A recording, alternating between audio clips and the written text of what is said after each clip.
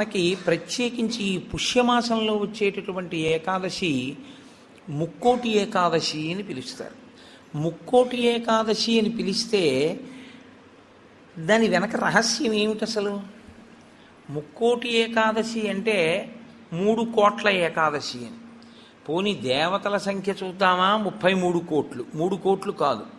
మరి ముక్కోటి ఏకాదశి అన్న పేరు అసలు ఎందుకు వచ్చింది? 3 కోట్ల ఏకాదశి అన్న పేరు రావడానికి కారణం ఏమిటి అంటే, ఏ ఏకాదశిని విడిచిపెట్టి ఉండడానికి వీలు లేనటువంటి స్థితిలో ఏకాదశి చేయకుండా జీవించేసేవాళ్ళం మనం. ఏ ఆశ్రమంలోనూ కూడా బ్రహ్మచారిగా ఉండగాను ఏకాదశి లేదు, గృహస్థుగాను ఏకాదశి లేదు. మిగిలిన 2 ఆశ్రమాల గురించి నేను మాట్లాడను, ఎందుకంటే వాటిని స్పృశించి మాట్లాడే అధికారం నాకు లేదు.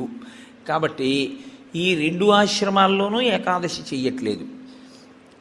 మరి అంత గొప్ప ఏకాదశి వ్రతాన్ని చెయ్యకపోతే పాడైపోతున్నాడు. కాబట్టి ఏ ఏకాదశి నాడు వ్రతం చేస్తే 3 కోట్ల ఏకాదశులు చేసినటువంటి ఫలితం వస్తుందో ఆ ఏకాదశికి ముక్కోటి ఏకాదశి అని పేరు. కాబట్టి 3 కోట్ల ఏకాదశులు చెయ్యడము అంటే ఈ ఉపాధితో ఉండగా చేసేవి 3 కోట్ల ఏకాదశులు ఒక్కనాటికి ఉండవు. ఈ ఉపాధి కాకుండా ఇత పూర్వం పొందినటువంటి తిర్యక్ ఉపాధులు కానీ, హీనోపాధులు కానీ, జంతువులు మొదలైనటువంటి ఉపాధులు కానీ వాటికి ఏకాదశి వ్రతం లేదు. మరి 3 కోట్ల ఏకాదశులు నువ్వు చేసినట్టు అన్న ఫలితాన్ని మీకు ఎలా ఇస్తారు అంటే, ఈ శరీరంతో 3 కోట్ల ఏకాదశులు చేయడానికి కావలసిన నాళ్ళు బ్రతకడానికి ఆయుర్దాయాన్ని ఈశ్వరుడు నీకు ఇస్తే, 3 కోట్ల ఏకాదశులు చెయ్యగలిగితే నిరంతరంగా ఎంత పెద్ద ఫలితం నీకు సంప్రాప్తిస్తుందో అంత పెద్ద ఫలితాన్ని ఈశ్వరుడు అనుగ్రహించి సంవత్సరంలో కనీసం ముక్కోటి ఏకాదశి చేసినటువంటి వాడి ఖాతాలో వేస్తాడు.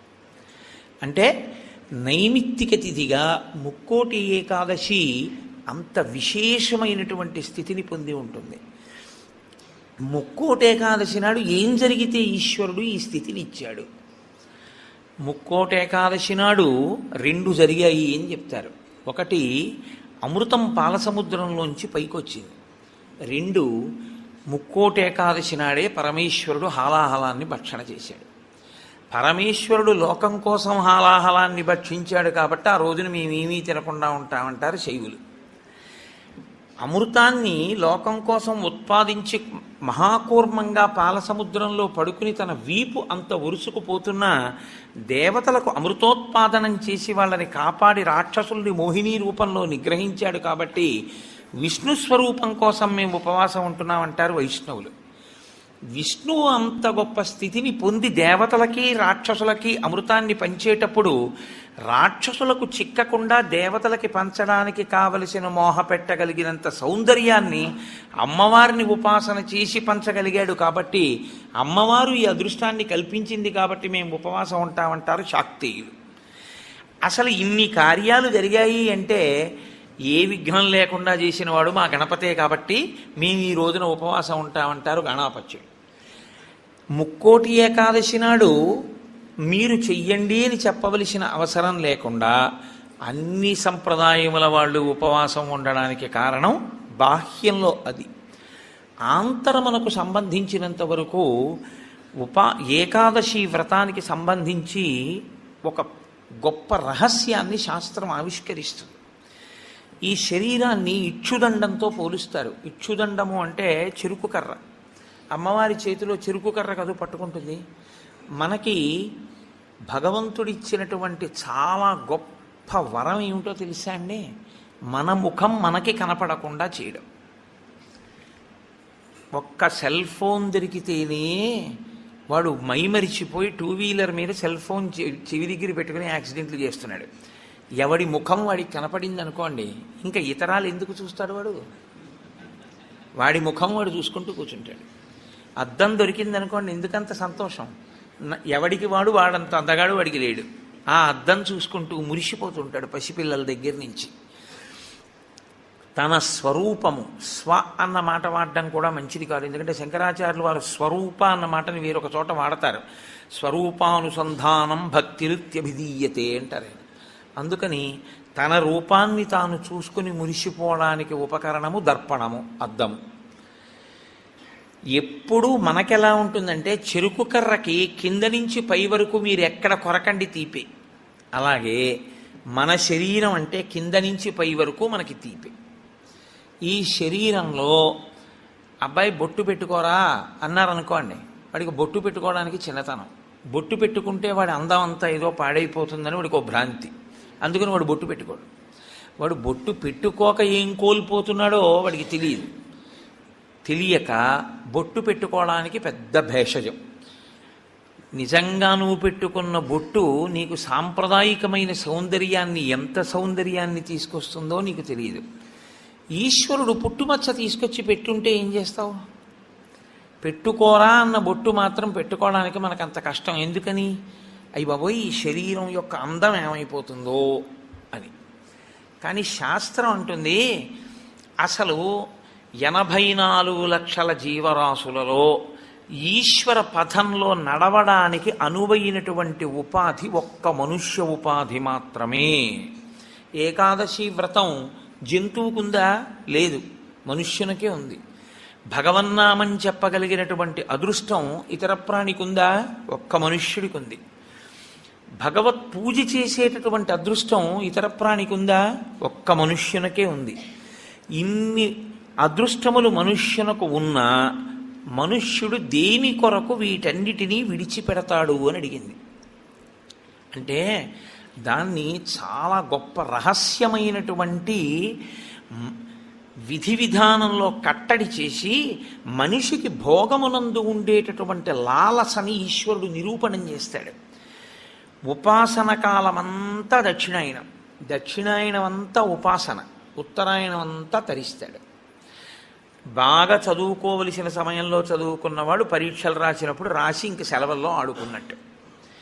దక్షిణాయనంలో ఉపాసన చేయడానికి అడ్డొచ్చేది అంటే ప్రకృతి. ప్రకృతి బాహ్య ప్రకృతి, ఇక్కడ ఉండేటటువంటి ప్రకృతి అంటే బ్రహ్మాండ ప్రకృతి, పిండాండ ప్రకృతి.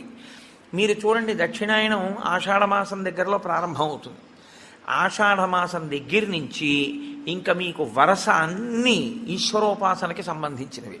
విఘ్నేశ్వర వ్రతకల్పం కానివ్వండి, లేకపోతే శ్రావణ మాసం శుక్రవారాలు కానివ్వండి, మంగళగౌరీ వ్రతం కానివ్వండి, ఆ తర్వాత వచ్చేటటువంటి శరత్కాలంలో వచ్చే దేవీ నవరాత్రులు కానివ్వండి, తదనంతరం కార్తీకం, మార్గశీర్షం, పుష్యం, మాఘం, ఇవన్నీ విశేషమైనటువంటి ఆరాధన. భగవంతుణ్ణి ఆరాధించి మిక్కుటమైన ఫలితాన్ని పొందడానికి కావలసిన తిథులన్నీ అక్కడే ఉంటాయి. కానీ ఈయన ఎందుకు లేవలేడు, ఎందుకు ప్రాతకాల స్నానం చెయ్యలేడు? ఒక్కటే కారణం, గాలి అక్కర్లేదు, ఉన్న తలుపులు వేసేస్తే చాలు. కొత్తగా ఏసీ అక్కర్లేదు, ఓ పల్చటి దుప్పటి మీద పడేసుకుంటే చాలు, చక్కగా నిద్ర పట్టేస్తుంది. తెల్లవారకట్ట లేవలేడు, సంధ్యావందనం చేయలేడు, కార్తీక సోమవారం నువ్వేమీ చేయక్కర్లేదు, స్నానం చేయలేడు, దేవాలయానికి వెళ్ళలేడు, ఉపవాసం ఉండలేడు. ఎందువల్ల ఉండలేడు అంటే బయట ప్రకృతి దీన్ని సుఖపెట్టడానికి అనువైన రీతిలో ఉంటుంది. ఆ కాలం అంతా ఉండడంలో ఏమవుతుందంటే సుఖలాలసకి అలవాటు పడి దీన్ని కష్టపెట్టడానికి ఇష్టపడడం. కానీ శాస్త్రం అంటుంది నీకు బెల్లం కావాలి, పంచదార కావాలి, చెరుకు కర్ర ఉంటే వస్తాయి, మంచిదే. కానీ చెరుకు కర్ర ఒక్కటి అక్కడ పెట్టి నువ్వు బెల్లంగా మారు అంటే మారుతుందా? మారదు. నువ్వు పంచదారగా మారుతుందా? మారదు. కానీ బెల్లం కానీ పంచదార కానీ కావాలి అనుకున్నవాడు చెరుకు కర్రని మరలో పెట్టి తిప్పవలసి ఉంటుంది, తప్పదు. చెరుకు కర్రని మరలో పెట్టి తిప్పితే చెరుకు కర్ర పిప్పి అయిపోతుంది. ఈ మొదల నుంచి ఆ చివరి వరకు పిప్పి చేస్తూ ఇట్నుంచి అటు తిప్పేస్తే చెరుకు కర్ర అంతా పిప్పి అయిపోయిన తర్వాత అందులో ఉన్న తీయటి రసం అంతా కారిపోతుంది. ఇప్పుడు అలా కారిపోయిన రసం ఏదుందో అదే బెల్లం అవుతుంది, అదే పంచదార అవుతుంది, పంచామృతాల్లో ఒకటవుతుంది. ఈశ్వరుడికి నివేదన చేసే పదార్థంలో పంచదార వేసి ఉండకూడదు, బెల్లం వేసి ఉండాలి. కాబట్టి నివేదనకి బెల్లం అవుతుంది, పంచామృతాల్లో అభిషేకానికి పంచదార అవుతుంది. ఈ రెండుగా మారేది ఆ చెరుకు కర్రలోంచి. కానీ చెరుకు కర్ర నలగనంత కాలం పంచదార బెల్లం రావు. చెరుకు కర్రే కారణమైనా నేను నలగను అని చెరుకు కర్ర అందనుకోండి, పంచదార బెల్లం రాదు. ఏకాదశి వ్రతం చెయ్యను అన్నాడు అనుకోండి, మనుష్య జన్మ యొక్క సార్థకత రాదు. కాబట్టి ఏకాదశి వ్రతం ఎవరి కొరకు? ఎవరి కొరకు వారి కొరకే. ఈ వ్రతం మాత్రం నా భార్య కొరకు నా పిల్లల కొరకు కాదు. నా భార్య చేస్తే నా కొరకు దాని బిడ్డల కొరకు కాదు. నేను చేస్తే నా కొరకు, నా భార్య చేస్తే తన కొరకు, నా పిల్లలు చేస్తే వారి కొరకు. ఇది ఎవరు చేస్తారో కేవలం వారి కొరకే. ఏ చెరుకు కర్ర నలిగిందో అది పంచదార బెల్లంగా మారుతుంది. ఆ చెరుకు కర్ర నలిగింది కదండి, నేను నలగాల అని నిలబడిన చెరుకు కర్ర పంచదార బెల్లంగా మారలేదు. అలాగే ఎవరు శరీరాన్ని ప్రయత్నపూర్వకంగా క్లీశ పెడతారో వారు మాత్రమే ఏకాదశి వ్రతమును చెయ్యగలరు. క్లీశము అనుభవించడానికి ఇష్టము లేనివారు ఏకాదశి వ్రతము చెయ్యలేరు. అందుకే ప్రతి శుక్లపక్షంలో ఈశ్వరుడు కృష్ణపక్షంలో ఏకాదశి తిథిని ఎందుకు నిర్ణయం చేశాడో తెలుసా అండి? ఒక్కటే కారణం.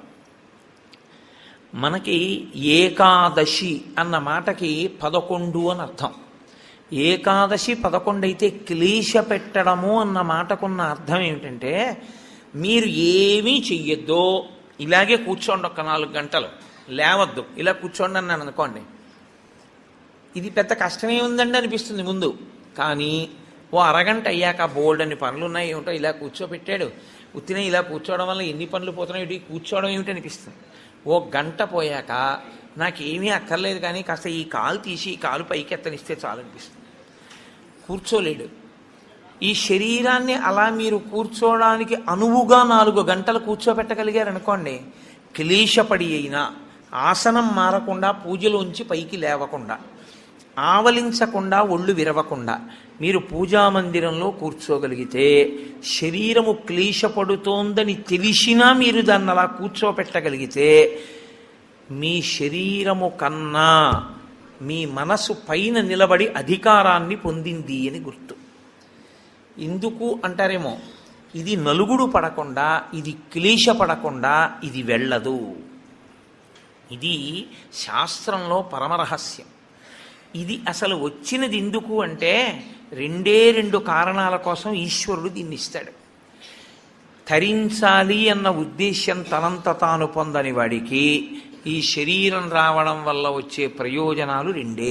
ఒకటి, పూర్వజన్మలో చేసుకున్న పుణ్యము క్షయమైపోతుంది, పూర్వజన్మలో చేసుకున్న పాపము క్షయమైపోతుంది. ఈ 2 జరుగుతాయి. ఎలా జరుగుతాయని మీరు అడుగుతారేమో.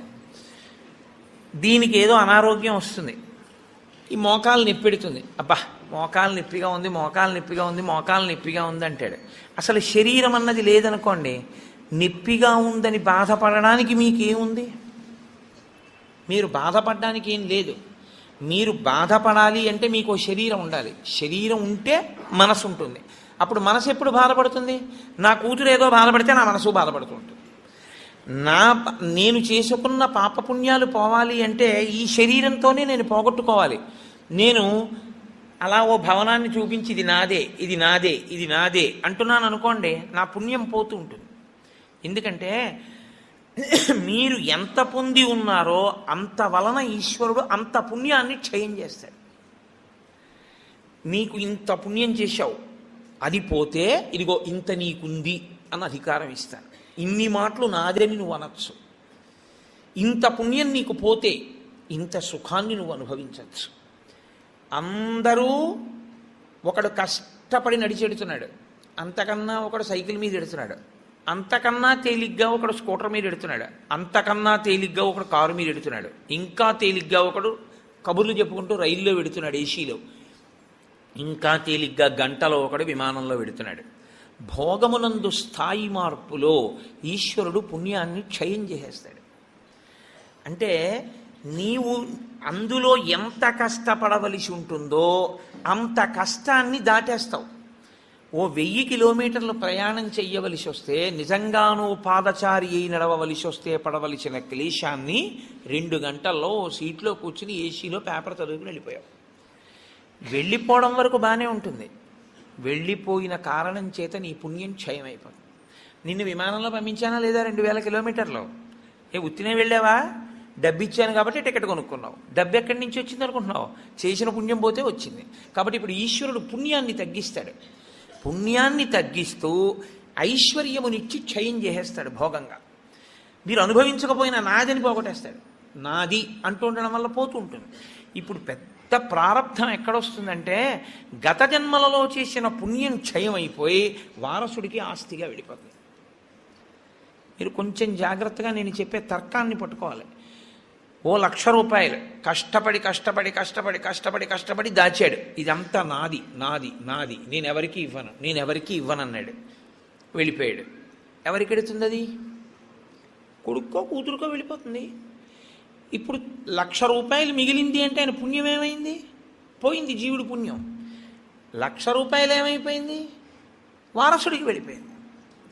జీవుడు ఏమైపోయాడు? దరిద్రుడైపోయాడు. శాస్త్రం అంటుంది నిజంగా నీది నువ్వే అనుభవించాలనుకుంటే మార్గం ఏమిటో తెలుసా? దాన్ని దానం చేయడమే. దానం చేస్తే నీకు పుణ్యం అయిపోయి మళ్ళీ నీ దగ్గర పడిపోతుంది వచ్చి. మళ్ళీ నువ్వు జీవుడిగా ఇంకొక శరీరంలోకి వెళ్ళినప్పుడు నీతో పాటే ఆ పుణ్యం వస్తుంది.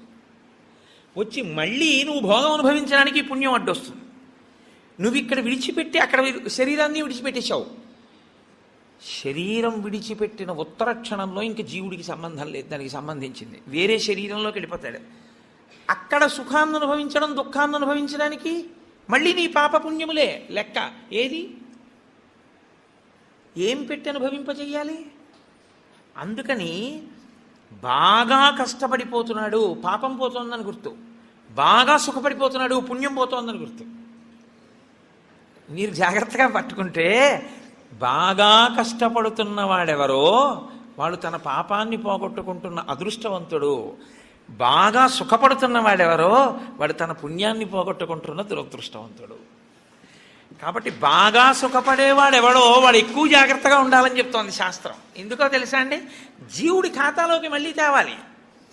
జీవుడి ఖాతాలోకి మళ్ళీ తేవాలంటే ప్రయత్నపూర్వక త్యాగం చెయ్యాలి. త్యాగే నైకే అమృతత్వ మానసు. అది చెయ్యవు, జీవుడు దరిద్రుడవుతాడు. శరీరాన్ని ఉందండి, ఇందులో ఎన్నాళ్ళు ఉంటావు? ఇదో అద్దె కొంప. భగవాన్ రమణులు చెప్పినట్టు ఇవాళో రేపో ఖాళీ చేసేయాలి. ఖాళీ చేసేసి వెళ్ళిపోతాడు. వెళ్ళిపోయిన తర్వాత అందులోకి వెళ్ళిన తర్వాత అయ్యా మళ్ళీ నేను విమానం ఎక్కుతానండి, అయ్యా మళ్ళీ నేను గుర్రం ఎక్కుతానండి, అయ్యా నేను మళ్ళీ ఏనుగులు ఎక్కుతానండి, మళ్ళీ నేను ఉపన్యాసాలు చెప్తానండి అంటే నీ మొహం గతంలో నువ్వు చెప్పిందే ఉంది, నువ్వు చేసిందే ఉంది. పావలాకా సుచ్చుకోకుండా చెప్పింది ఏమైనా ఉందా మళ్ళీ చెప్పడానికి? నువ్వు భక్తితో చెప్పింది ఏమైనా ఉందా? కీర్తి కండూతి లేకుండా నువ్వు చెప్పింది ఏమైనా ఉందా మళ్ళీ నువ్వు చెప్పడానికి? నువ్వు ఏదీ కోరకుండా ఈశ్వరుణ్ణి నమ్మి ఇలా పెట్టింది ఏమైనా ఉందా? దాన్ని అక్షయం ఈశ్వరుడు చేయడానికి. పుణ్యమన్న కోరికతో కాదు, ఈశ్వరుడు ఇచ్చాడు ఈశ్వరుడికి ఇస్తున్నాను అని ఇవ్వగలవా? భవతే విష్ణుస్వరూపాయతే అంటూ ఇవ్వగలవా? అలా ఇవ్వగలిగితే అక్షయం చేస్తాడు ఈశ్వరుడు దాన్ని. నువ్వు ఇచ్చిన రూపాయి 1,00,00,000 రూపాయలు అయిపోతుంది పుణ్యంలో. అది చమత్కారం. అది అసలు జీవన విధానమునందుండేటటువంటి పెద్ద రహస్యం. అందుకే ధర్మశాస్త్రం ఎంత దాచాలి, ఎంత ఖర్చు పెట్టాలి, ఎంత దానం చెయ్యాలి కూడా చెప్పేసింది. తనకి కావలసినంత ఖర్చు పెట్టుకోనివాడు తనని తాను ఖేద పెట్టుకున్నవాడు. తనకి కావలసిన దానికన్నా ఎక్కువ ఖర్చు పెట్టినవాడు తన భవిష్యత్ తరాలకి ద్రోహం చేసినవాడు. తనకి కావలసిన కన్నా ఖర్చు పెట్టడం అంటే అసలు నీకున్నదంతా దానం చేయమని శాస్త్రం చెప్పదు. ఎందుకో తెలుసా అండి? గృహస్థుకి నియమం ఉంది, బిడ్డలకి విడిచిపెట్టాలి, విడిచిపెట్టకుండా వెళ్ళకూడదు. కానీ 3వ వంతు మాత్రం దానం చేసుకోకపోతే జీవుడు పాడైపోతాడు. పుణ్యం పోయింది, మళ్ళీ పుణ్యం ఏది జీవుడి ఖాతాలో? అందున అసలు ఏ ప్రతిఫలాపేక్ష లేకుండా ఈశ్వరుడు ఇచ్చాడు, ఈశ్వరుడు కొరకు అంటూ ఇచ్చిన వాడిది 1 కోటి చేస్తూ పెడతాడు ఈశ్వరుడు. కాబట్టి క్లేశము లేక నీవు తరించలేవు. ఇది సనాతన ధర్మమునందు అంతర్లీనమైనటువంటి ప్రతిపాదన. మీ జీవితంలో మీరు ఎప్పుడూ మీ కొరకు మీరు కాకుండా మీరు పక్కవారి కొరకు కూడా ఏదో చేస్తూ ఉండాలి. దేని కొరకు అంటే వాడికి లేనివాడని కాదు. భవతే విష్ణుస్వరూపాయతే. ఆ విష్ణువే నన్ను తరింపచేయడానికి అక్కడ పుచ్చుకునేవాడిగా నిలబడ్డాడు. ఆయన అలా నిలబడకపోతే నా పుణ్యం ఎలా వృద్ధి పొందుతుంది? నా జీవుడికి ఖాతాలో ఎలా పడుతుంది ఐశ్వర్యం? కాబట్టి విష్ణువే వచ్చి లేనివాడిగా నించుని నా దగ్గర పుచ్చుకుంటున్నాడు. అందుకే ఇచ్చేవాడు పుచ్చుకునేవాడికి నమస్కారం అందుకు చేస్తారు సనాతన ధర్మంలో. అందుకే పుచ్చుకున్నవాడు ఇచ్చిన వాడికి చేయడు, ఇచ్చినవాడు పుచ్చుకున్నవాడికి నమస్కారం చేస్తాడు. ఇక్కడి ఐశ్వర్యం భవిష్యత్ జన్మలలో ఐశ్వర్యంగా మార్పు చేయడానికి ఆయన ఉపకరణంగా నిలబడ్డాడు. కాబట్టి ఇప్పుడు అసలు శరీరమును క్లేశ పెట్టకుండా నీవు తరించలేవు. ఇందులో మొదటి మెట్టు ఎక్కడ వరకు? పునర్జన్మ సిద్ధాంతమును అంగీకరించినప్పుడు జీవుడు మళ్ళీ శరీరాన్ని తీసుకుంటే అన్న దగ్గర నువ్వు ఏదో ఒకటి చెయ్యాలి. ఏమండి నా దగ్గర అంత డబ్బు లేదు, ఈశ్వరుడి పల్లకి మొయ్యి. ఏమండి నేను పల్లకి మొయ్యలేను, కూర్చుని భగవత్కథ వినగలవా? విను. నేను భగవత్కథ కూడా వినలేను, పోని నామం చెప్పగలవా? చెప్పు. నేను నామం కూడా చెప్పలేను పైకి, పోని నోట్లో అనుకోగలవా? అనుకో. స్మరణం, మనసుతో ఈశ్వరుణ్ణి స్మరించగలవా? స్మరించు. నువ్వు ఏది చేసినా పుణ్యమే. నువ్వు ఈశ్వరుడితో ఎలాగైనా దగ్గరి సంబంధాన్ని పెట్టుకుంటే నువ్వు నిచ్చెన ఎక్కుతున్నవాడివే. ఇందులో మళ్ళీ 2 మార్గాలు ఉంటాయి. మొదటి మార్గము ఉత్తర జన్మల యందు జీవుణ్ణి సుసంపన్నుణ్ణి చేసుకోవడం. ఎందుకో తెలుసా అండి? ఉత్తరాయణంలో వెళ్ళిపోయాడు అంటారు. ఉత్తరాయణంలో వెళ్ళిపోయాడు అంటే దక్షిణాయనంలో వెళ్ళిపోయిన వాడు నిర్భాగ్యుడు అని కాదు దాని అర్థం. ఉత్తరాయణంలో వెళ్ళిపోయిన వాడు అంటే ఏంటంటే చేసుకోవలసిందంతా చేసుకుని వెళ్ళిపోయినవాడు అని. దక్షిణాయనంలో చేసుకోవలసిందంతా చేసేసుకున్నవాడు ఉత్తరాయణంలో పెడతారు కదండి. అంటే చేసుకోవలసిన పుణ్యం అంతా చేసేసుకున్నవాడు దక్షిణాయనంలో వెళ్ళినా ఒకటే, ఉత్తరాయణంలో వెళ్ళినా ఒకటే. ఇప్పుడు ఈ చేసుకునే పుణ్యం 2 కింద విభాగం చేస్తాడు ఈశ్వరుడు. ఒకటి మళ్ళీ వచ్చే జన్మకి పెట్టుబడిగా నువ్వు వాడుకోవలసింది. 2 అసలు జన్మే అక్కర్లేదని ఈశ్వరుడితో కలిసిపోవలసింది. ఈ రెండిటిలో నీకు ఇంకా వచ్చే జన్మలో కూడా ఏదో వెలగబెట్టేద్దామన్న కోరికుంటే మొదటి మార్గం. అసలు నేను అలా వెలగబెట్టేద్దామన్న కోరిక నాకు లేదు, మహాప్రభో మళ్ళీ నాకు ఈ ధర్మశాస్త్రాలు ఈ సూక్ష్మాలు తెలుస్తాయో తెలియవో, కొంపతీసా జన్మలో మళ్ళీ నేను అన్నీ దాచుకుని వెళ్ళిపోతే అప్పుడు ఏమైపోవాలి జీవుడు? నాకు అది వద్దు ఇది వద్దు, నాకు అది సున్నైపోవాలి ఇది సున్నైపోవాలి. పాపము పుణ్యము 2 ఉండకూడదు నాకు. ఇప్పుడు పాపము లేదు పుణ్యము లేదు. ఇప్పుడు 2 లేనప్పుడు ఈ శరీరం ఎందుకు అనుభవించడానికి? పాపానుభవానికి శరీరం, పుణ్యానుభవానికి శరీరం. పాపానుభవం లేదు పుణ్యానుభవం లేదు, ఇంక ఈ శరీరం ఎందుకు నీకు? కాబట్టి ఇవ్వడు ఈశ్వరుడు. ఈశ్వరుడు ఇవ్వకుండా ఉండాలి అంటే పాపమును పుణ్యమును కాల్చాలి. పాపమును పుణ్యమును కాల్చడానికి నీకెంత పాపం ఉందో నీకు తెలుసా? నీకెంత పుణ్యం ఉందో నీకు తెలుసా? తెలియదు. ఈశ్వరుడు అన్నాడు, నీవు నీ జేబులో ఉన్న 10 రూపాయలు ఇంకోడికి ఇచ్చేయడం కష్టమైనా క్లేశపడి ఇవ్వడం వల్ల పుణ్యం ఇచ్చినట్టే, ఈశ్వరుణ్ణి చేరుకోవడం కోసం నీకిచ్చిన తెప్పయైన ఈ శరీరాన్ని క్లేశ పెట్టడానికి ఏకాదశి వ్రతాన్ని నిర్ణయం చేశాడు. ఏకాదశి వ్రతం చాలా గంభీరమైన వ్రతం. అందుకే లోకంలో పెద్దలు ఏం చెప్తారంటే, స్వామి పుష్కరిణీ స్నానం, సద్గురోహపాద సేవనం, ఏకాదశి వ్రతం చాపి త్రయం అత్యంత దుర్లభం. ఈ 3 చెయ్యలేరు అని చెప్తారు. ఎందుకు చెయ్యలేరు? స్వామి పుష్కరిణీ స్నానం అక్కడికి వెడతాడు, ఆనందనిలయం చుట్టూ 100 మార్లు తిరుగుతాడు, కానీ పుష్కరిణిలో స్నానం చేద్దామన్న ఊహవాడికి రానే రాదు. సద్గురోహ పాదసేవనం, సద్గురువు పాదములు పట్టుకునే అవకాశం ఇవ్వడు. ఎందుకు ఇవ్వడు? ఒక్కటే కారణం, నాకు అసలు కాళ్ళ నొప్పులే ఉండవంటాడు. ఆయన అసలు కాళ్ళు పట్టించుకోవడం ఆయన జన్మాంతరంలో ఆయన చేయడు. కాబట్టి అసలు గురువుగారి కాళ్ళు బట్టి అదృష్టం నీకు ఎప్పుడు వస్తుంది? నువ్వు ఆయన కాళ్ళు నిప్పెడితే కదా నువ్వు వెళ్ళి పట్టుకోవడానికి. కాబట్టి ఆయన కాళ్ళు పట్టుకునే అదృష్టం ఉండదు. సద్గురోహ పాదసేవనం. ఏకాదశి వ్రతం చాపి, ఏకాదశి వ్రతము చెయ్యలేడు. ఎందుకు చెయ్యలేడో తెలుసా అండి? మీరు అంగీకరించినా అంగీకరించకపోయినా శాస్త్రీయమైన వేదప్రోక్తమైన ఋషిప్రోక్తమైన ఒక పెద్ద రహస్యాన్ని మీకు ఇప్పుడు చెప్తా. ఏకాదశి వ్రతం ఎందుకు కష్టం? మీ అబ్బాయికి ఉద్యోగం వస్తుంది, సత్యనారాయణ వ్రతం చేయి, చేస్తాడు. మీ అమ్మాయికి పెళ్ళి అవుతుంది, ఈ వ్రతం చేయి, చేస్తారు. నువ్వు చచ్చిపోయేటప్పుడు ఈశ్వరుడు గుర్తొస్తాడు, చచ్చిపోయేటప్పుడు ఎలా ఉంటుందో అలా ఊహించుకుని వ్రతం చేయి అంటే ఇప్పుడు వద్దులేండి తర్వాత చేస్తానంటే కదండి. ఏకాదశి వ్రతం నిజానికి అంతే. ఏకాదశి వ్రతం ఎందుకు చేయిస్తారో తెలుసా అండి? ఉపవాసం, అన్నం తినకూడదు. అన్నం తినకపోవడం కాదు, అన్నాన్ని పచనం చెయ్యడానికి కావలసిన సంభారములను స్పృశించి పచన ప్రయత్నమునందు నిమగ్నము కాకూడదు. అంటే ఏకాదశి నాడు ఉపవాసం ఉండి ద్వాదశి నాడు కాకరకాయ పులుసు పెట్టి వండుకుందామా, వేపుడు చేసుకుందామా అని ఆలోచించకూడదు. ద్వాదశి పారణ కోసం ఏకాదశి నాడు కాయగూరలు తరుక్కోకూడదు. ద్వాదశి నాటికి పనికొస్తుందని ఇవాళ పప్పు నానపోయకూడదు. అంటే అసలు మీ శరీరమును పోషించుకోవడానికి కావలసిన ఏ పనిని ఏకాదశి నాడు చేయకూడదు. మరి ఇంక ఏకాదశి నాడు ఏం చేయాలి? అసలు చాలా నిష్కర్షగా మాట్లాడితే నిర్జలోపవాసం, ముక్కోటి ఏకాదశి. నీటిని త్రాగకూడదు, ఉమ్ము మింగకూడదు. ఈ నిర్జలోపవాసం ఎందుకు చేయిస్తారో తెలుసా అండి?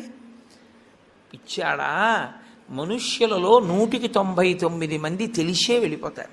అకస్మాత్తుగా అనాయాసంగా వెళ్ళడం మహాదృష్టవంతులకి తప్ప జరగదు. నాకు కాకినాడలో మొన్న తెలుసున్నవారు ఒకరు ఏదో అట్టేస్తానని కూతురికి ఏమిటో మంటగా ఉండు అని వెళ్ళి మొక్కలకి నీళ్లు పోసి పడుకుని ఏదో చెప్తూ ఇలా అలా ఉండిపోయింది. అంతే. ఏమైందంటే వెళ్ళిపోయింది, అంతే, ప్రాణోత్క్రమణం అయిపోయింది. అది అందరికీ పట్టే భాగ్యం కాదు, చాలా కష్టం, అలా వెళ్ళరు. సాధారణంగా 199 మంది వెళ్ళే మార్గం ఏమిటంటే రెండిటిని ఎండగట్టి పంపుతారు. ఒకటి నీరివ్వరు, 2 అన్నం పెట్టరు. ఎందుకని అంటారేమో, తీసుకెళ్ళి ఎక్కడ పడుకోబెడతారు ఇంటెన్సివ్ కేర్ యూనిట్లో. వాడి కర్మ అంతా ఎక్కడొస్తుందంటే ఇక్కడ గొట్టం పెడతారు, ఇందులోంచి ఏం పోయిరు, ఇందులోంచి ఎక్కిస్తారు. దీంతో ఏం తాకూడదండి అంటారు, దీంతో ఏమీ తినకూడదండి అంటారు. ఇందులోంచి వెళ్ళిందే ఆహారం, ఇందులోంచి వెళ్ళిందే పానీయం. ఫోన్లేండి, ఇప్పుడు మాకు వచ్చిన నష్టం ఏమిటి, ఏదో ఒకటి ఎక్కుతోందిగా చచ్చిపోంగా అంటారేమో. ఓ 8 బెడ్స్ వేస్తారు అక్కడ. అకస్మాత్తుగా వీడికి పెతిడ్రిన్ ఇంజెక్షన్ ఇచ్చి వీడు పడుకుని ఉంటే 11ంటికి గొళ్ళుమని ఏడుపు వినపడుతుంది. 3వ బెడ్ మీద వాడిని స్ట్రెచ్చర్ మీద బయటికి తీసుకెళ్ళిపోతూ ఉంటారు. వీడికి గుండెలు గుబక్కుమంటాయి. 11 మంచాలు ఉండేవి, 3వ మంచం వాడు వెళ్ళిపోయాడు. వీడు 8వ మంచం వాడు అయితే పర్వాలేదు, వీడు 1, 2 అయ్యాడు అనుకోండి.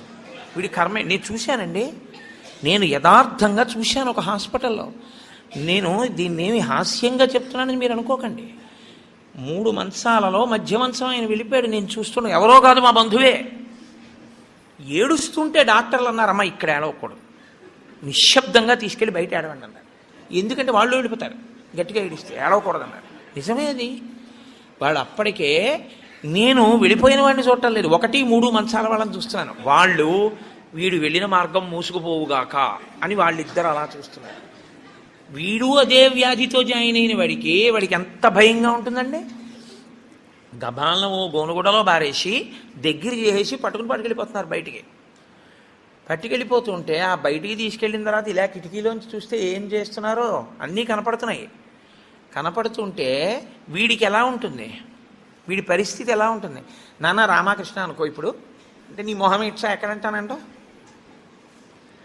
తినలేడు, బయటికి వెళ్ళలేడు, తింటే తప్ప తాగితే తప్ప నిద్ర పట్టడం అలవాటుగా చేసుకుని ఉన్నవాడు కడుపు నిండా తింటే కనుబడిపోతుంది. అందుకని రాత్రి అయ్యేటప్పటికీ బాగా తినేసి పడుకోవడం, నిద్రైపోవడం, మళ్ళీ లేవడం, మళ్ళీ తింటూ ఉండడం, ఇది అలవాటైపోయింది చాలా కాలంగా. ఇప్పుడు కాదు, కోట్ల జన్మలుగా జీవుడు అలవాటు చేసుకున్నాడు దీన్ని. ఇప్పుడు తినకుండా తాగకుండా ఈశ్వరుణ్ణి నామం కూడా చెప్పు, ఇంతకన్నా క్లేశం ఇంకోటి ఏముంటుందండి? తినద్దంటే క్లేశం, తాగద్దంటే క్లేశం. పోనీ తినద్దు తాగండం, తాగద్దు తినండం. తినద్దు తాగద్దని ఊరుకోడు, భగవన్నామని చెప్పమంటాడు. తినద్దనేటప్పటికే ఏమవుతుందంటే ఏకాదశి నాడు ఉపవాసం చేయండి అన్నాను అనుకోండి, ఇంకో దోషి ఇవాళ తినేద్దామంటే రేపంతా ఉపవాసం అంటే. కాబట్టి తినద్దు అంటే భయం, తాగద్దు అంటే భయం. తినద్దు తాగద్దు అని ఊరుకోరు. భగవన్నామని చెప్పేటప్పుడు మనసును అలా ఈశ్వరుని యందు నిలబెట్టు అంటారు. ఇప్పుడు ఈ 3 సాధించడం మీ పిల్లల కోసం కాదు, మీ భర్త కోసం కాదు, భార్య కోసం కాదు. ఎవరి కోసం? ఎవరికి వారి కోసం. ప్రతి పక్షంలోనూ ఒకసారి ఈ ఎక్సర్సైజ్ చేస్తే, ఈ వ్యాయామం చేస్తే, రిహార్సల్ అని ఒకటి ఉంటుంది. అంటే చూడండి, ఒక నృత్య ప్రదర్శన చేసేవాళ్ళు 10 మాటలు బయట వేసుకుంటారు ఒకసారి, ఇలా వేద్దాం ఇలా వేద్దాం, దాన్ని తీసుకొచ్చి చిట్ట చివర ఒకసారి రంగస్థలం మీద వేసేస్తారు. అలాగే ప్రతి పక్షంలోనూ ఒకసారి రిహార్సల్ వేస్తాడు, వెళ్ళిపోయేటటువంటి పద్ధతిని ఊహ చేస్తాడు. ఏమీ తినడం, ఏమీ తాగడం, ఈశ్వరుణ్ణే స్మరిస్తూ ఉంటాడు. ఇప్పుడు ఇది క్లేశపడిపోతూ ఉంటుంది, మనసుని మాత్రం ఈశ్వరుని ఎందే పెట్టుంచుతాడు. ఇది బాగా అలవాటైపోయింది. ఆ రోజు వచ్చేసింది, తినకూడదు తాగకూడదు, ఈశ్వరుడి మీద మనసు పెట్టాలి. అభ్యాసం కూసు విద్య కదూ, నిలబెట్టేస్తాడు. నిలబెట్టేస్తే ఏమయ్యాడు? ఆఖరి ఊపిరిలో కూడా ఆయన పేరు చెప్తూ వెళ్ళిపోతాడు. మరి డాక్టర్లు ఉన్నారు కదండి అని మీరు అనొచ్చు, 1,000,000 మంది వైద్యులు కూడి వచ్చినా కానీ మరణమయ్యేడు వ్యాధి మాన్పలేరు. చచ్చిపోయే వాళ్ళందరూ డాక్టర్లు లేక చచ్చిపోయారు అనుకోకండి. ఈశ్వరుడు ఆయుర్దాయం ఇవ్వాలనుకుంటే డాక్టర్ రూపంలో అనుగ్రహించగలడంతే, ఈశ్వరుడు ఇచ్చినవాడు. కాబట్టి ఏకాదశి వ్రతానికి ఉన్న ప్రధాన ప్రయోజనమేమి? అది మృత్యువుని వచ్చినప్పుడు ఎలా ఉంటుందో తత్సంబంధమైనటువంటి తర్ఫీదు మనసుకు ఇచ్చుట. అందుకే ఏ వ్రతానికి చెప్పండి ఏకాదశి వ్రతం చాపి త్రయం అత్యంత దుర్లభం అని ఎందుకంటారో తెలుసా అండి? అసలు నువ్వు అలా ఊహ చేస్తూ కూర్చుని సిద్ధంగా ఉండడం 1/2 గంట చెయ్యలేవు. ఓ వారం ఓ పక్షంలో చేసి అయ్యి బాబోయ్ అలా మళ్ళీ ఏకాదశి వచ్చేస్తే మళ్ళీ అలా ఊహిస్తూ అలా ఉండాలంటే భయంగా ఉందండి, 3 ఏకాదశి చేసేస్తానండి అంటే. కాబట్టి ఈశ్వరుడు అంటాడు, పోన్లే ఏడాదంతా చేయలేవా, బెంగెట్టుకోకు, ఏడాదంతటికి బదులుగా 3 ఏకాదశి చేస్తావా, అప్పుడు నేను ఎన్ని ఫలితాలు ఇవ్వాలి నీకు? 23 ఏకాదశుల ఫలితం ఇవ్వాలి, అథవా ఈ ఏకాదశితో కలిపి 24 ఏకాదశుల ఫలితం ఇవ్వాలి. కానీ నేను ఒకటి ఎక్కువ అడుగుతాను, దానికి తగినంత నీకు ఇస్తాను. నేను అడిగిన ఎక్కువ చెయ్యాలి, నువ్వు అడిగిన దానికన్నా కొన్ని కోటి రెట్లు ఇస్తా, 3 కోట్ల ఏకాదశుల ఫలితం ఇస్తా. కానీ మామూలు ఏకాదశుల కన్నా విరుద్ధంగా నువ్వు దీన్ని చెయ్యాలి. ఎందువల్ల విరుద్ధంగా చేయవలసి ఉంటుంది 3 ఏకాదశి అంటే? మామూలు ఏకాదశి నాడు మీరు ఉపవాసం చేసేటప్పుడు పండు కాని, కాయ కాని, అథవా కాసిన పాలు కాని తాగితే ఉపద్రవం ఏం రాదు, దానికి దోషం పట్టదు శాస్త్రం. ఎందుకంటే శాస్త్రం ఉపవాసం మీద చర్చ చేస్తుంది. ఉపనిషత్తుల్లో ఆ విషయం ఉంది, వేదంలో ఆ విషయం ఉంది. ఎప్పుడెప్పుడు ఉపవాసం ఎలా చెయ్యాలి అన్నది ఉంది. ఆదివారం నాడు కానీ, పౌర్ణమి నాడు కానీ, అమావాస్య నాడు కానీ రాత్రి ఉపవాసం మాత్రమే చెయ్యాలి, పగటిపూట ఉపవాసం చేయకూడదు. ఆదివారం నాడు రాత్రి ఏమీ తినకూడదు, పౌర్ణమి నాడు రాత్రి ఏమీ తినకూడదు, అమావాస్య నాడు రాత్రి ఏమీ తినకూడదు. ఆ ఉపవాస నియమం అక్కడ వరకే. పగటిపూట మీరు భోజనం చేసినా పలహారం చేసినా శాస్త్రం అడ్డురాలు. సాధారణంగా శాస్త్రం ఏం చెప్తుందంటే 2 పర్యాయములు తీసుకోమని చెప్తుంది. 2 పర్యాయములు తీసుకోవచ్చు, కానీ ఇక రాత్రి వేళ తినకూడదు. అష్టమి తిథి, చతుర్దశి తిథి, ఈ 2 తిథుల్లో పగటి వేళ తినకూడదు, రాత్రి వేళ తినాలి. పగటి వేళ ఏమీ తినకుండా ఊరుకుని నక్షత్ర దర్శనం అయిన తర్వాత మాత్రం భోజనం చేయొచ్చు. అది ఒక్క అష్టమి చతుర్దశి తిథులకు. కాబట్టి ఈ తిథులలో ఉపవాసాలకి, వారములలో ఆదివారం ఉపవాసాలకి, ఎందుకంటే వారాలు అన్ని యుగాల్లో లేవు, కలియుగంలోనే వారాలు. మీరు రామాయణాన్ని చూస్తే రామాయణంలో వారాలు ఉండవు. కాబట్టి వార నియమం ఎవరికి వచ్చిందంటే ఒక్క కలియుగంలోనే వచ్చింది. కలియుగంలో ఆదివారమే ఉపవాసం ఎందుకు పెట్టారో తెలుసా అండి? ఆరోగ్యం భాస్కరాది చేత్, ఆరోగ్యము సూర్యభగవానుడి యొక్క అనుగ్రహంతో నిలబడుతుంది. సూర్యభగవానుడు అధిదేవతగా కలిగినటువంటి రోజు, ఆయన యొక్క తేజస్సు ఎక్కువగా పరిపుష్టమయ్యే రోజు భానువారము, ఆదివారం. అటువంటి సూర్యభగవానుని యొక్క అనుగ్రహం కలగాలి అంటే ఆదివారం నాడు ఉపవసించాలి. ఉపవసించుట అన్న మాటని మీరు ఎప్పుడు 2 కోణాల్లో అర్థం చేసుకోవాలి. 2 కోణాల్లో అర్థం చేసుకోవడం అంటే కడుపు ఖాళీ అయిన తరువాత మళ్ళీ వేయకుండుట. శరీరానికి ఆరోగ్యం ఎప్పుడూ డాక్టర్ దగ్గరికి వెళ్లకుండా ఉండడానికి 3 ఉన్నవాడు వెళ్ళడు అని ఆయుర్వేదం చెప్తుంది. ఎవరు వెళ్ళడు అంటే కడుపులో వేసిన పదార్థమంతా ఖాళీ అయ్యే వరకు మళ్ళీ వెయ్యనివాడు. కడుపులో పదార్థం వేశారనుకోండి, అది పూర్తిగా పచనం అయిపోయి కడుపు ఖాళీ అయింది, అప్పటి వరకు వేయడు మళ్ళీ. అలా వెయ్యని వాడెవడో వాడు వైద్య దర్శనం చెయ్యడు. ఎడం పక్కకి తిరిగి ఎడమ చేతిని తల కింద పెట్టుకుని గుండెలు పరుపుకో బొంతకో తగిలేట్టుగా పడుకున్నవాడు వైద్యుణ్ణి చూడడు. 3, ప్రతిరోజు రాత్రి తాంబూల చర్వణం చేస్తూ కొంచెం సేపు నడిచి పడుకునేవాడు వైద్యుణ్ణి చూడడు. ఈ 3 పూర్ణారోగ్యానికి ఆయుర్వేద శాస్త్రం విధించినటువంటి నియమాలు. అందుకని అలాగే పడుకోవాలి. అందుకే మీరు ఎప్పుడైనా మహాత్ములు పడుకోవడం చూస్తే ఎప్పుడు ఎడం పక్కకే పడుకుంటారు. కారణం ఏమిటంటే ఎడం పక్క పడుకోవడం ఆరోగ్యాన్ని ఇచ్చేస్తుంది, వైటల్ ఆర్గాన్స్ అన్నింటినీ సేఫ్ గార్డ్ చేస్తుంది. నేను ఒకసారి డాక్టర్ని అడిగి అది ఏమిటంటే అలా ఉంది ఆయుర్వేదంలోని. నిజమేనండి, అలాగే పడుకోవాలన్నారు.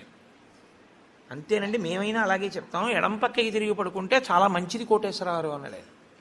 కాబట్టి నేను పురాణాల్లో ఉన్న ఎన్నో విషయాలు డాక్టర్ గారిని అడుగుతుంటే వాళ్ళు నిజమేనండి ఇవన్నీ అంటుంటారు. నేను శరత్కాలంలో అమ్మవారి పూజ ఎందుకు చేస్తారు అన్నదాని గురించి దేవీ భాగవతంలో ఉన్న విషయాలని కొన్నింటిని ఒకసారి ఓ డాక్టర్ గారిని అడిగితే ఆయన నాకు తెల్లబోయే రహస్యాలు చెప్పాడు. మీరు చెప్పినవే హ్యూమన్ ఎనాటమీలోకి మార్చి చెప్తే మాకేం చెప్తారంటే చలికాలంలో తమంత తాముగా నాడులన్నీ కూడా సన్నబడిపోతాయి. చలిగాలికి కొవ్వు చిన్న చిన్న చిన్న చిన్న చిన్న చిన్న గింజల్లా ఉండి పరిగెడుతుంటుంది రక్తంలో. ఎప్పుడైతే నాడులు ఇలా రక్తనాళాలు సంకోచించాయో అది వెళ్ళి ఆగుతుంది. వెనక నుంచి వస్తున్నది వచ్చి దాన్ని తగులుకుని ఆగుతుంది.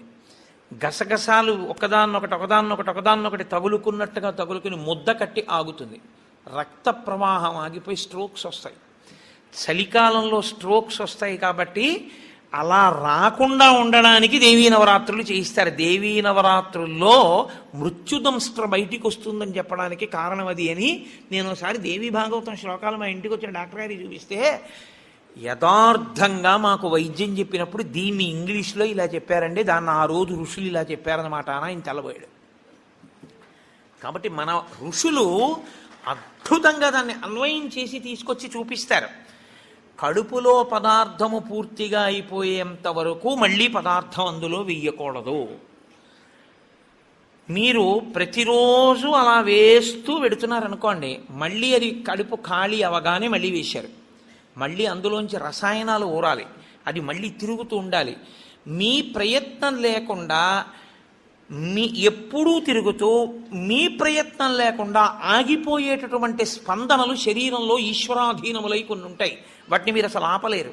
ఊపిరితిత్తి, గుండె ఇలాంటివి మీరు ఆపు అని అడగను లేరు. నువ్వు విశ్రాంతి తీసుకోవాలన్నా ఆగం. ప్రయత్నపూర్వకంగా మిగిలిన వాటి ఆరోగ్యం కోసం ఒకదాన్ని ఆపమని చెప్పింది శాస్త్రం. దేన్ని ఆపాలి అంటే కడుపులో ఉన్న కండరముల యొక్క కదలికకి విశ్రాంతినిమ్మని చెప్పింది. కడుపులో ఉన్న కండరములకు విశ్రాంతిని ఎవరిస్తారో అటువంటి వారి ఆరోగ్యము బాగుంటుంది అని. కడుపులో ఉన్న కండరముల కదలిక ఎప్పుడు ఆగుతుందంటే దాని లోపల పదార్థమును వేయడం ఆపితే ఆగుతుంది. అందుకని ఏం చేస్తారంటే ఉపవాసము అన్న పేరుతో లోపల పదార్థం వెయ్యరు. వేయకపోతే ఏమవుతుందంటే కండరములు కదలవు. కండరములు కదలకపోతే కంటికి కడుపుకి దగ్గర సంబంధం. కడుపు నిండకపోతే, కడుపు ఖాళీగా ఉంటే కనురెప్ప పడదు. కనురెప్ప పడకపోతే మీరు ఈశ్వరుడి యందు దృష్టి నిలబెట్టి ఈశ్వరుడి యొక్క ఆరాధన చెయ్యగలరు. కాబట్టి ఉపవాసం అన్న దాంట్లో అన్నం తినకుండా ఉండడం అనేటటువంటిది ప్రధానమైన నియమము. దీనికి మినహాయింపిచ్చి ఎట్టి పరిస్థితుల్లో చెయ్యకూడని వాళ్ళని ఇద్దరిని చెప్పింది శాస్త్రం. 8 ఏళ్లకు ముందున్నవాడు 80 ఏళ్ళు దాటినవాడు ఉపవాసం చేయరాదు జీవితంలో. ఈ ఇద్దరికీ నిషేధం. 8 ఏళ్ళు కింద ఉన్న వయస్సు, 80 ఏళ్ళు పూర్తయిన వాళ్ళు ఉపవాసం చేస్తే పాపం, వాళ్ళు చేయకూడదు. ఎందుకని అంటే వాళ్ళ శరీరం అంగీకరించింది, అందులోకి పదార్థాన్ని వేయకపోతే ఒప్పుకోదు. 3వ మినహాయింపు ఒకరికి ఇచ్చింది. కడుపులోకి పదార్థం వెయ్యకపోవడమే విషంగా మారిపోయి శరీరాన్ని పడగొట్టగలిగిన వ్యాధి ఏదైనా సంక్రమించి ఉంటే, అంటే ఒక షుగర్ పేషెంట్ అనుకోండి, ఆయన అలా ఉండిపోయాడు అనుకోండి, ఫాస్టింగ్లో పడిపోతుంది, కోమాలోకి వెళ్ళిపోతాడు. అప్పుడు ఆయన పదార్థాన్ని శరీరం నిలబెట్టుకోవడానికి కావలసినంత పదార్థాన్ని లోపలికి పంపినా ఆయన ఉపవాసం చేసినవాడే. మీరు ఎప్పుడూ ఒకటి గుర్తుపెట్టుకోవాలి, శాస్త్రం ఎప్పుడు మాట్లాడినా చాలా ఉదారంగా మాట్లాడుతుంది. శాస్త్రము కఠినంగా అసలు ఎప్పుడు ప్రవర్తించదు. అలా చెయ్యలేరు మీరు, నిజంగా చాలా కష్టం. కాబట్టి 8 సంవత్సరముల లోపు వాళ్ళు 80 సంవత్సరములు దాటిన వారు ఉపవాసమును చేయరాదు.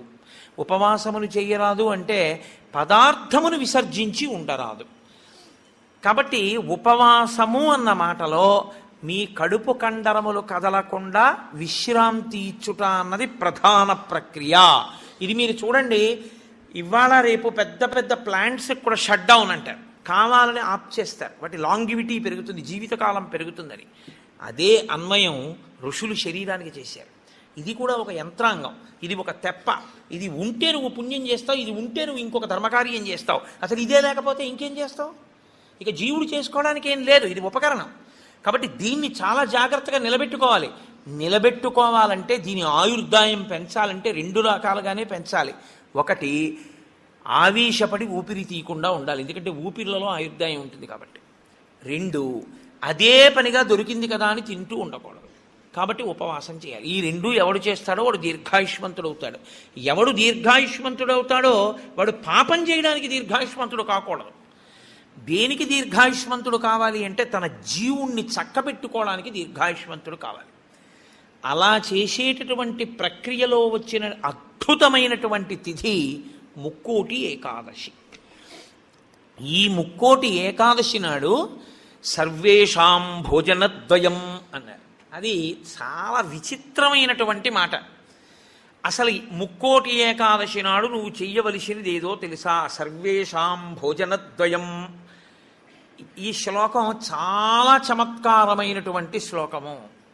అందరూ కూడా భోజనద్వయం, 2 మాటలు భోజనం చేయండి. అదేమిటండి, సర్వేషాం భోజనద్వయం అయితే ఉపవాసం ఎక్కడుంది అందులో?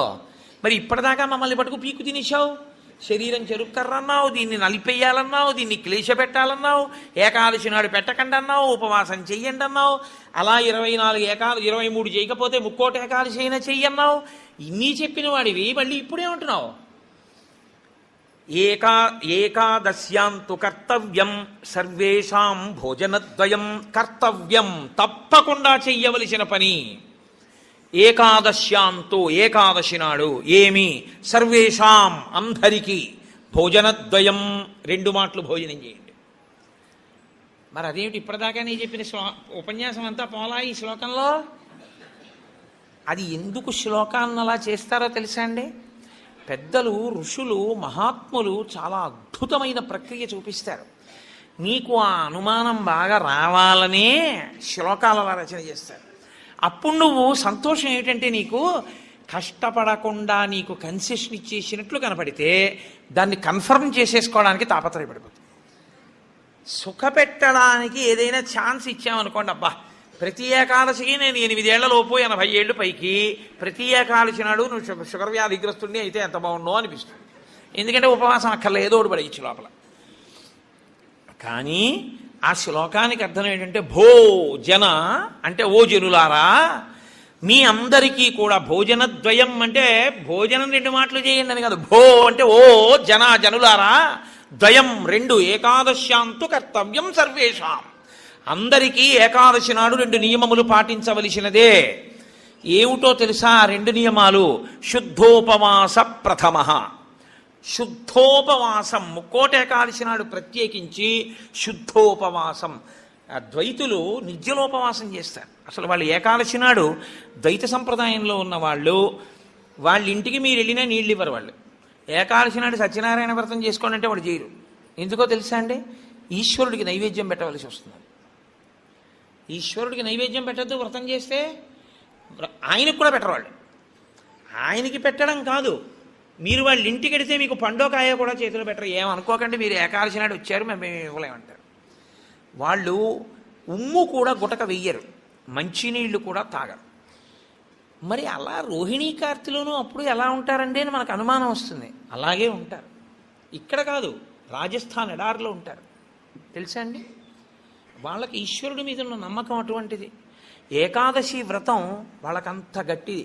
ఒకసారి ద్వైత సంప్రదాయంలో చాలా సమున్నతమైన స్థితిని పొందినటువంటి వారు, చాలా లబ్ధ ప్రతిష్ఠులు, నేను పేరు ఎందుకు వాడాలి బాగుండదు, వారి ఇంటికి వెళ్ళాను నేను, మా గోపాలకృష్ణ గారు, మేము.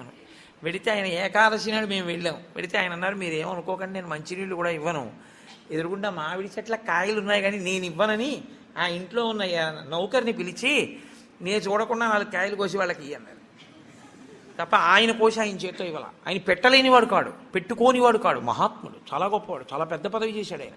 ఇప్పటికీ ఆంధ్రదేశంలో స్మరింపబడుతుంటాడు. ఎందుకో తెలుసా అండి, ఆ సంప్రదాయం అటువంటిది. వాళ్ళు ఏకాదశి నాడు శుద్ధోపవాసం, వాళ్ళు నిత్యలోపవాసం, నీటి గుటక కూడా వాళ్ళు వేయరు. కాబట్టి ముక్కోటి ఏకాదశి నాడు నువ్వు అలా చేస్తావా? 23 ఏకాదశులు మినహాయింపిస్తాను.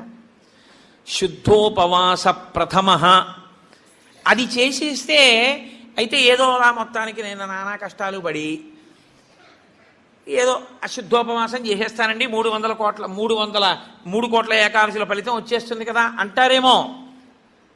సత్కథా శ్రవణం తథాహ, కేవలం తినకుండా కూర్చుంటే ఫలితం ఇవ్వరు. సత్కథాశ్రవణం, మీరు ఏదో భగవత్ సంబంధమైన విషయాన్ని వింటూ ఉండాలి 12 ఘడియలు వచ్చేవరకు. ఏకాదశి తిథి పరివ్యాప్తమై ఉన్నంతసేపు తినకుండా ఉండడం ఎంత ప్రధానమో 12 ఘడియలు రాగానే తినేయడం అంత ప్రధానం. ధర్మం మారిపోతుంది అంతే.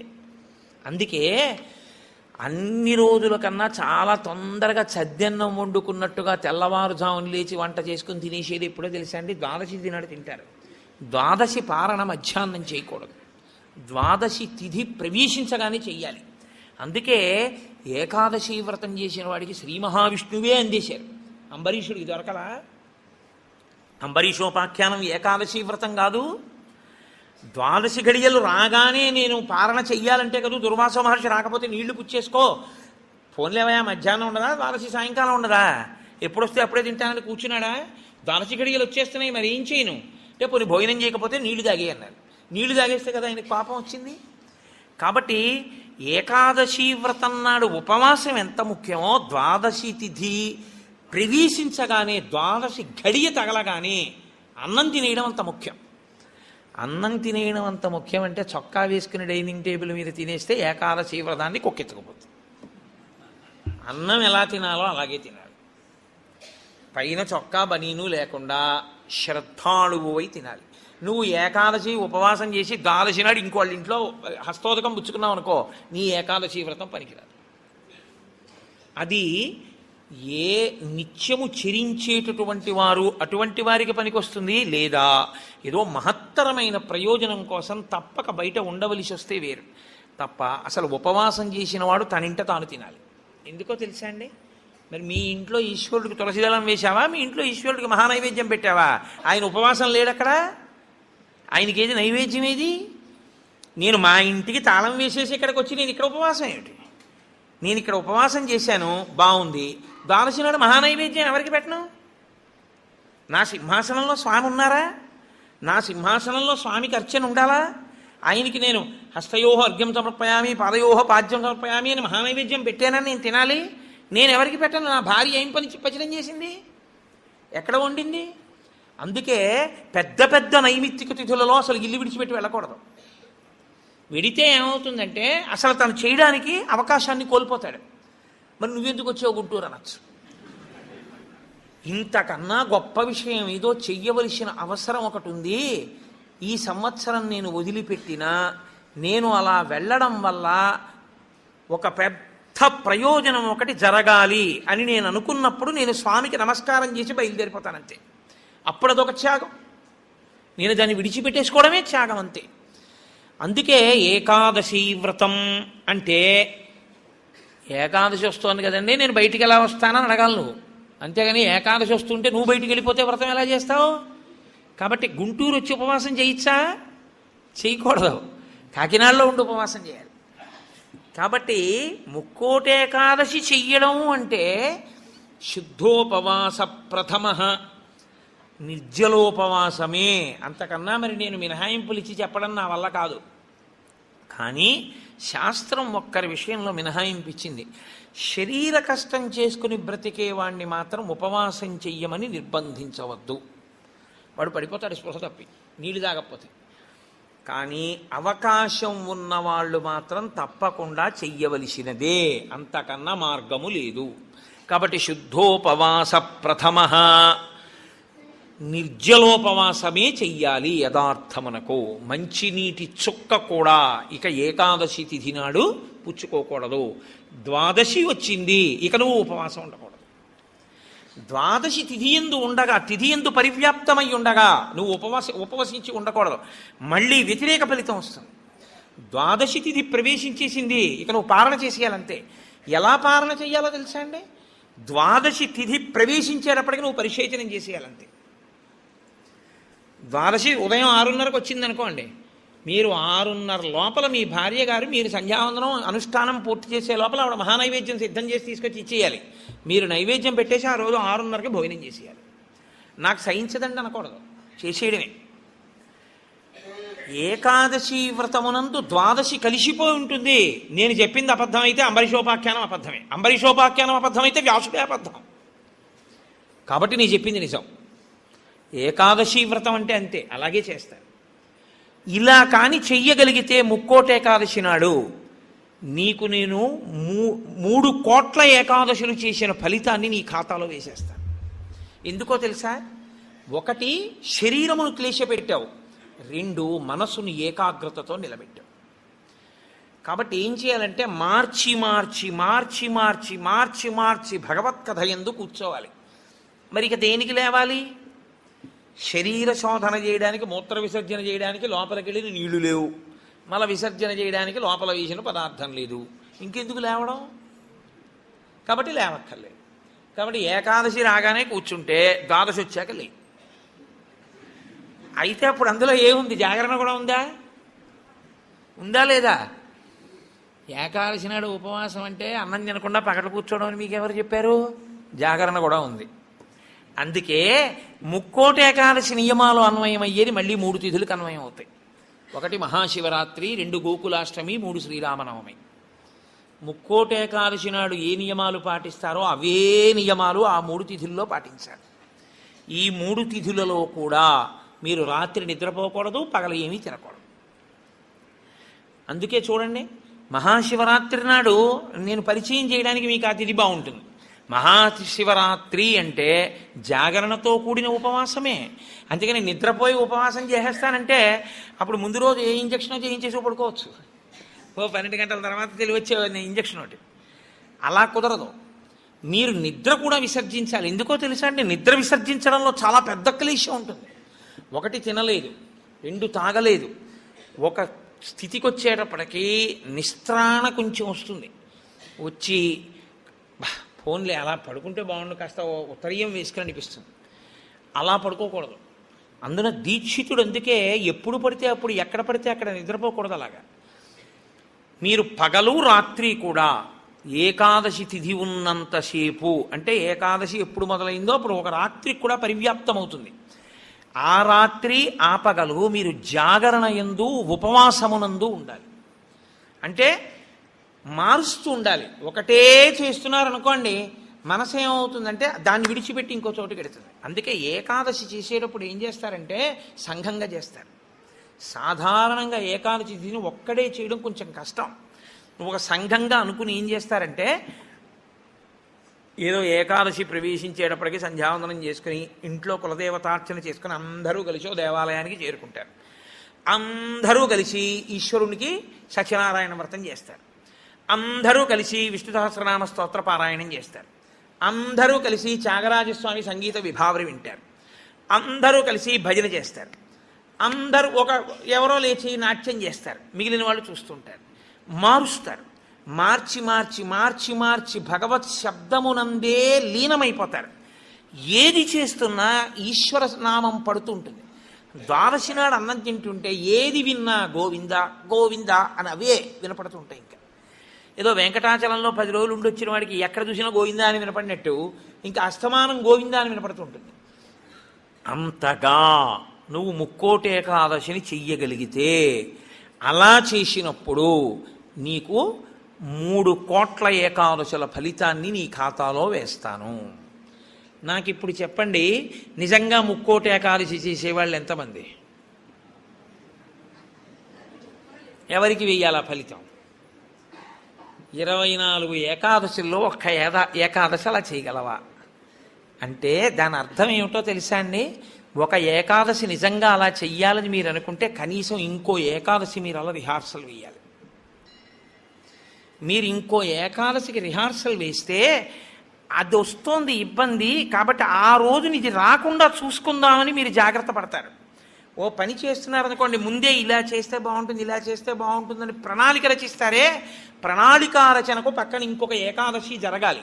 అందుకే ముక్కోటి ఏకాదశి ఒక ఏకాదశి ఎవడు చేయడు, పక్కన ఇంకో ఏకాదశి చేస్తారు. ఏదో ఏకాదశి చేశారనుకోండి, ఓహో ఏకాదశి చేస్తే ఇదిగో ఇలా ఇలా ఇబ్బందులు ఉంటాయి. నేను మీకు ఒక ఉదాహరణ చెప్తాను. ఏకాదశి రేపు వ్రతం చేద్దాం అనుకుని ముందు రోజు మీరు పుల్లని పదార్థాలు, తీయటి పదార్థాలు బాగా తినేశారనుకోండి, మీరు ఇంక దాహాన్ని ఆపలేరు. దాహము తనంత తాను పొటమరించకుండా ఉండాలి అంటే మీరు శారీరకమైన ఆంతరమైన జాగ్రత్తలు కొన్ని తీసుకోవాలి. ఒకటి, వేడిగా ఉన్న చోటుకి వెళ్ళి మీరు కూర్చోకూడదు, శరీరం పడిపోతుంది, డిహైడ్రేట్ అయిపోదు. కాబట్టి అందుకే పరమేశ్వరుడు కూడా అనుకూలమైనటువంటి కాలంలో ఇచ్చాడు, పుష్యమాసంలో ఇచ్చాడు. నీటిని శరీరం ఎక్కువ డిమాండ్ చేయదు ఈ టైంలో. ఇది ఆయన పట్టుకెళ్ళి రోహిణీ కార్తీలో పెట్టాడు అనుకోండి, అసలు ఉండడు ఆవిడ చేసేవాడు కదండి. అందుకని పట్టుకొచ్చి హేమంత ఋతువులో పెట్టాడు, తనంత తాను పైనుంచి చల్లగా ఉంటుంది. కాబట్టి ఏకాదశి చెయ్యడం అంటే దాని అర్థం ఏమిటో తెలుసా అండి? దానికి 3 రోజులు ముందు నుంచి మీరు పదార్థముల మీద అదుపులోకి వచ్చేయాలి. ఇక ఒక్కసారి అది తింటే మళ్ళీ ప్రయత్నపూర్వకంగా మీరు మంచినీళ్లు తాగాలనుకుంటే తప్ప దాహం వేయకుండా శరీరం నిలబడగలిగినటువంటి రీతిలో ఆహారం ఏది ఉంటుందో అటువంటి ఆహారాన్ని ఎంచి అంత సాత్విక ఆహారంతో నిలబెట్టాలి. ముందు నిలబెడితే ముక్కోటి ఏకాదశి నాడు నీళ్ళు అడగకుండా ఉంటుంది, శక్తి లోపల నిలబడుతుంది. అంతకు ముందు కొన్ని రోజుల పాటు మీలోని శక్తిని క్షయం చేసేయకుండా మీరు ఉండాలి, మీ తేజోక్షయం చేయకూడదు. అంతకన్నా ఇంకో మాట నేను చెప్పను. అలా మీరు నిలబడగలిగితే ముక్కోటి ఏకాదశికి మీరు సిద్ధపడగలుగుతారు. అకస్మాత్తుగా ముక్కోటి ఏకాదశి ఓటీ చేసేస్తానంటే కుదరదు. కాబట్టి అసలు ముక్కోటి ఏకాదశి అన్నదాని యందు ఎంత సత్యమైన వాక్కులు ఉన్నాయో, శరీరమును క్లేశపెట్టడం అనేటటువంటిది శాస్త్రమునందు ప్రతి 11 రోజుల్లో ఒక రోజు తప్పదు. ఏకాదశి అంటే ఆ 11 ఈశ్వరుని యందు నిలబడాలి. 5 జ్ఞానేంద్రియాలు, 5 కర్మేంద్రియాలు, మనస్సు 11 నిలబెట్టాలి. దానికి ఉపవాసం చెయ్యాలి. అథవా ముక్కోటి ఏకాదశి నాడు చెయ్యగలిగినటువంటి ఈ పరిస్థితులన్నింటినీ మీరు సమన్వయం చేసుకున్నా, శరీరాన్ని నిలబెట్టినా, మీ మనసుని తీసుకెళ్ళి ఈశ్వరుడి దగ్గర పెట్టడం మాత్రం అంత తేలికైన విషయం కాదు. కాబట్టి నేను మిమ్మల్ని అందరినీ నిరుత్సాహపరుస్తున్నాను అని మీరు అనుకోవద్దు. మీరు ఎప్పుడూ ఒక్క విషయం గుర్తుపెట్టుకోండి, మీరు ఏం చేశారు అన్నదాన్ని బట్టి 100% సిలబస్ బట్టి మార్కులు ఈశ్వరుడు వేయడు. మీ ప్రయత్నాన్ని చూసి హర్షించి వేసేస్తాడు ఆయన.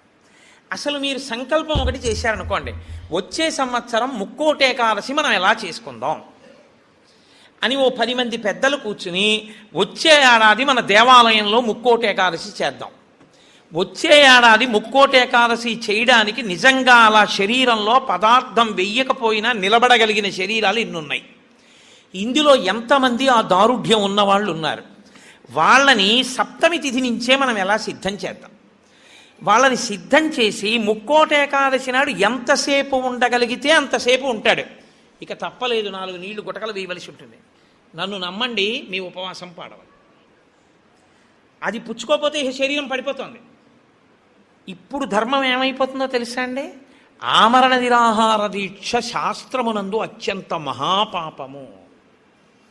మీ శరీరం పడిపోయే వరకు మీరు మీ ఏమీ తినను, ఏమీ తాగదు అని భీష్మిస్తే ఆ వ్రతఫలం ఇవ్వరు, పిశాచత్వం ఇస్తారు.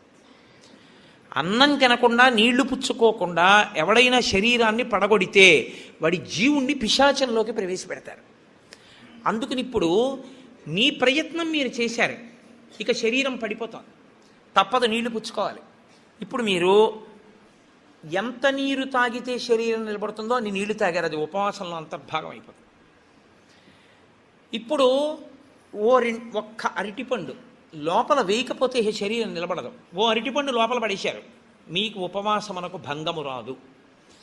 కాబట్టి గురుముఖత చాలా జాగ్రత్తగా శాస్త్రము చెప్పిన నియమములను బాగా విని అసలు దాని మీద తర్ఫీదు ఏడాది మొదలుపెట్టారనుకోండి మీరు, చాలా తక్కువ మందితో మేము ఇలా చేస్తాం అన్న సంకల్పం ఒకటి.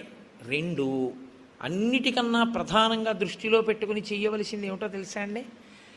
నీరు పుచ్చుకోకుండా ఆహారము పుచ్చుకోనప్పుడు మనసు ఆ స్థితికి వెడుతున్నప్పుడు ఎంత ఖేద పడుతుందో ఇప్పుడు అర్థమవుతోంది.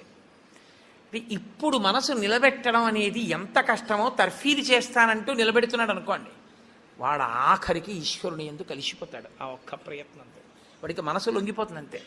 లొంగిపోయి ఈశ్వరనామమును ఎంత ఖేదంలోనైనా చెప్పడం వాడికి అలవాటు అవుతుంది.